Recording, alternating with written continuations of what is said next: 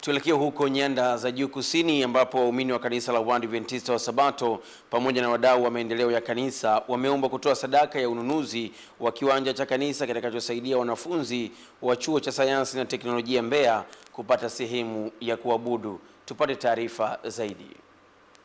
Ni Sabato ya kwanza ya ujirani mwema ya wanafunzi wanaosoma chuo kikuu cha sayansi na teknolojia Mbeya toka watengwe kutoka kanisa mama la Maranatha na kuwa kanisa linalojitegemea. Huduma ya ibada kwa karibu katika chuo hiki imesaidia kwa kiasi kikubwa kupata wanafunzi wanaoshiriki kwa uaminifu ibada siku ya Jumamosi. Wanafunzi hawa tayari wanayo njozi ya ununuzi wa kiwanja na hatimaye waanze ujenzi wa kanisa litakalotoa huduma ya kiroho kwa karibu. Tunatamani sana kufanikisha jambo hili kwa sababu kama tunavyofahamu sisi ni wanafunzi, lakini mahali hapa tupo katika eneo la chuo. Hatujui ile hema hii ambayo Mungu ametupatia ya kuabudu mahali hapa na kutumia venue za chuo itaisha lini. Kwa hiyo ni tamanio letu tuweze kupata pesa kwa ajili ya kupata mahali ambapo ni pa kudumu kumwabudu Mungu wetu wa mbinguni. Kama kanisa la Musti ni kanisa la kwanza kabisa katika mkoa wetu kutengwa kama kanisa la wanachuo, na hili limetupa hamasa kubwa kuanza kutafuta na kufanya harakati za kujenga kanisa nje ya chuo. Na hilo ni wazo zuri na pia tumelipokea vyema kwa sababu ni jambo ambalo litatusaidia sisi katika kuendelea kiroho. Endapo tutajenga kanisa letu wenyewe tunaweza kusali bila bugdha, bila shida yoyote ile. Jitihada za awali zimefanyika na tayari kiasi shilingi 800,000 zimepatikana. Moyo kujitoa baina ya wanachama na viongozi umefanikisha pia sherehe za kwanza kabisa za Sabato jirani mwema. Kumekuwa na mwitikio mkubwa sana na vijana jinsi ambavyo wanaongea kitakwimu, kwa kweli wageni walikuwa ni wengi. Hata ukiangalia idadi ya zawadi walizokuwa wameandaa, waliandaa vitabu kama 100 hivi, lakini vimeisha na bado wageni wengine wanakuwa bado hawana zawadi.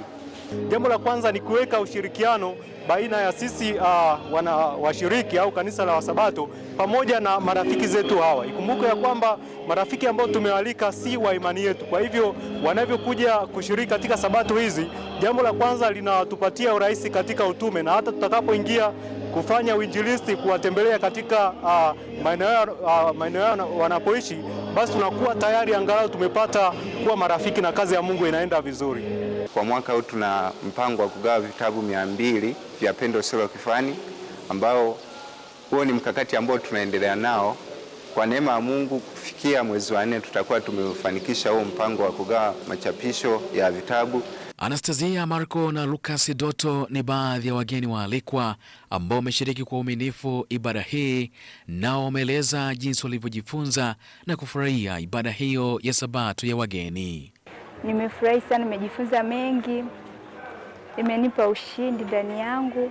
Nimefurahi sana sana sana, hata siku nyingine kuunganika na nyie, kusali pamoja. Nimefurahi mengi, nimejifunza kupitia Sabato hii ya leo. Nimefurahi sana. Kitu ambacho nimejifunza kwa siku ya leo, kwanza ni kushinda dhambi, kwa sababu dhambi imeonekana kama ndio anguko kubwa kwa sasa kwa dunia hii hapa. Kwa hiyo kwa mafundisho ya leo imenifunza kuishi maisha ambayo yanampendeza Mungu.